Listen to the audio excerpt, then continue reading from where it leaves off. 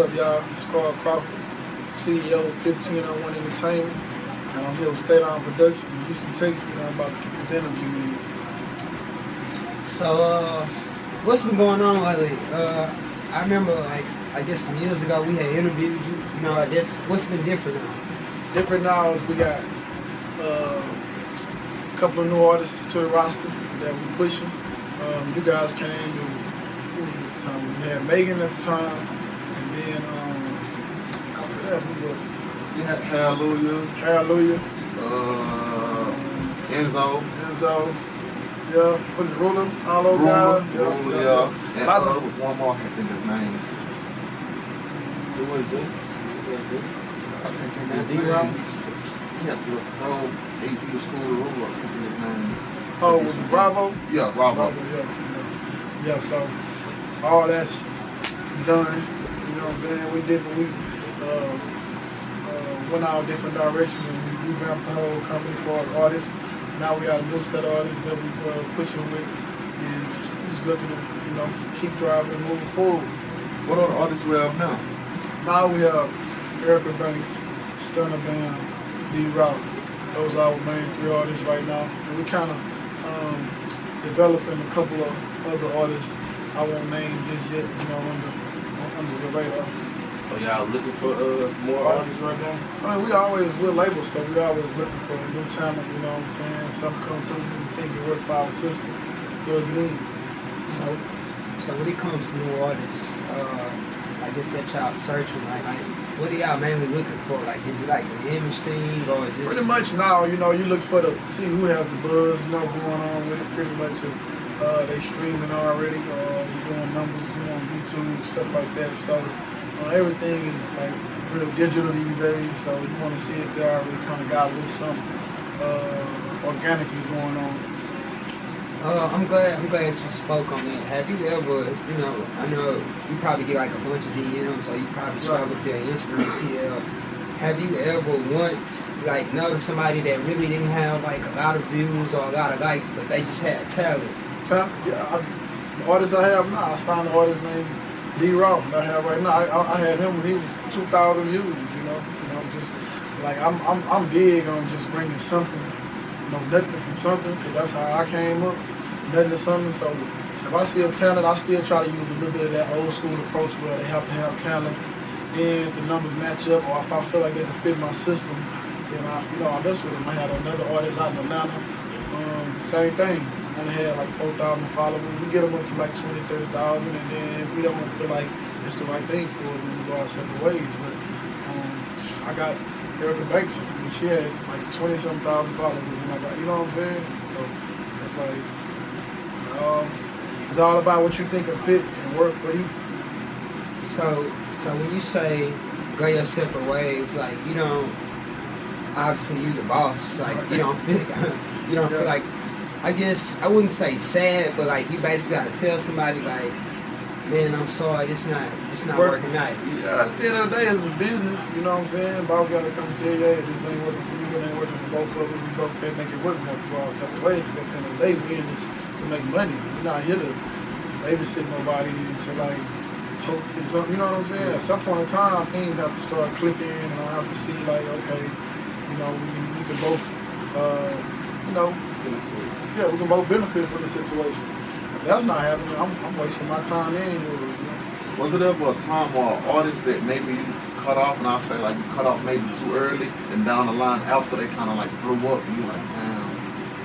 You know what I'm saying? It ain't happened yet, but if, I ain't saying it can't happen, but, pretty much everybody that I've dealt with, they still in the same spot that they were in. I think a couple of them, Enzo, I think he's still got a little something going on, but pretty much everybody is kind of still on that level. I guess you guys might know them, but as far as becoming bigger, that hasn't happened yet. Why do you think it's like that? Why do you think? Because once a person stops, it's you gotta really get motivated. It takes a lot to get motivated and going every day and trying to get those campaigns going and just, try to do this by yourself, basically. You have to find somebody else that believes in you, and they have to want to do the same thing with the same type of energy that I was using into you. And like, you know, if you're not showing improvement, nobody's gonna want to do that for you. What do you think is the biggest difference between your new roster and your old roster?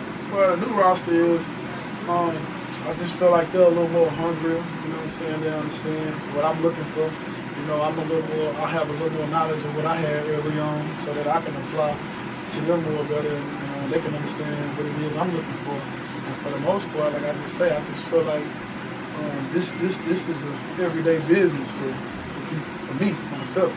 Like, you know, if you don't take it seriously like I take it seriously, it ain't gonna work. So people that I have now, they understand that this is a day-to-day thing that we take serious around here, and if you're not on that same program, then you're not gonna be around.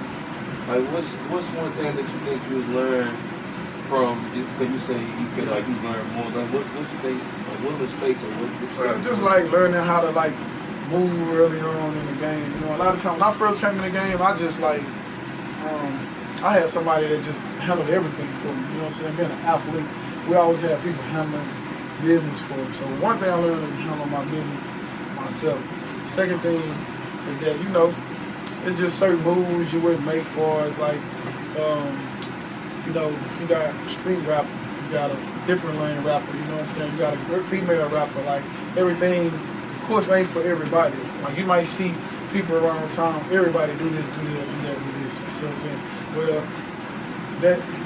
everything don't work like that for everybody. You have to like, something might work for you, might not work for him. You know what I'm saying? Everything's kind of like a tailor-made piece. So I have to learn that. I have to feel people. I have to learn what it is they bring or a style or whatever, and I have to like place that in certain places that I think might work. You know what I'm saying? Always don't work, but for the most part, through trial and error, you figure that out. In the beginning, like with the first roster, do you feel like you more so baby the artist? 100%, you know what I'm saying? And that's no secret. When I first came out, I did exactly what I shouldn't have did. I came out, I was spending a lot of money, buying chains for everybody, just giving them whatever they want, never saying no. And you know, you think that you're gonna make everybody happy. And shit, you realize at the moment, the one time you say no, it's a problem, you know? And then when that happens, it's just like, ooh, it just had this domino effect to where you're like, shit, you know, I did all this and it still don't matter. So I can just imagine if I hadn't done nothing. So it's just one of those things where I didn't know, trying to be everybody's friend early on, trying to give them what they want instead of keeping the business, but the main focus. You know, I was more trying to be like a big brother to everybody instead of the boss. Do you still like conversate with your old artists?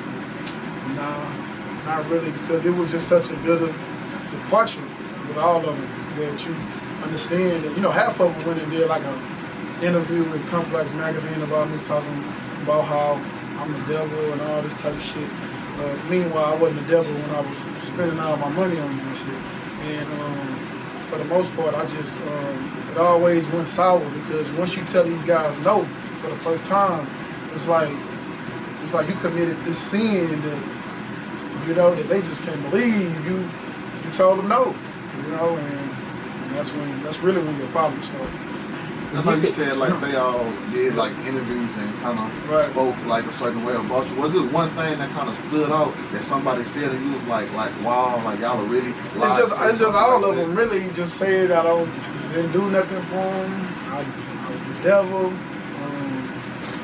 Shit, this I don't, man. Hey, look, go pull it up. It's in Complex magazine when everything went south with Megan Thee Stallion, and they all wanted to do this hate campaign on me, and they went back and interviewed people that I wasn't dealing with on the label. So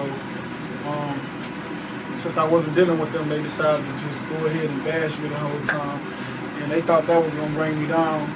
And you know, fortunate for them, it didn't. I mean, unfortunately for me, it didn't work. But you know, I was able to see what people really felt about you and what they really thought about you. At that moment, did you kind of feel like damn, these people are saying these horrible things about me, like maybe everything is finna go down, it's finna go south, like I'm not gonna... No, I didn't think that, because I'm anybody tell you, no, I'm a competitive person, like I'm a driven person. That only added fire to my fuel, because I'm sitting there like, couldn't believe it. And I'm like, man, y'all have to know that these people these people up here don't give a fuck about y'all, the Complex magazine. They ain't never reached out to y'all. They only reaching out to y'all because they want you to say something bad about me because I was going through the Megan stuff at the time. So y'all use this little weak opportunity as a chance to bring me down even more, and it ain't finna work because I'm already knowing what this is. So once y'all get y'all little 15 minutes of fame and it's up, just stay right there. You know what I'm saying? And that's where it's been.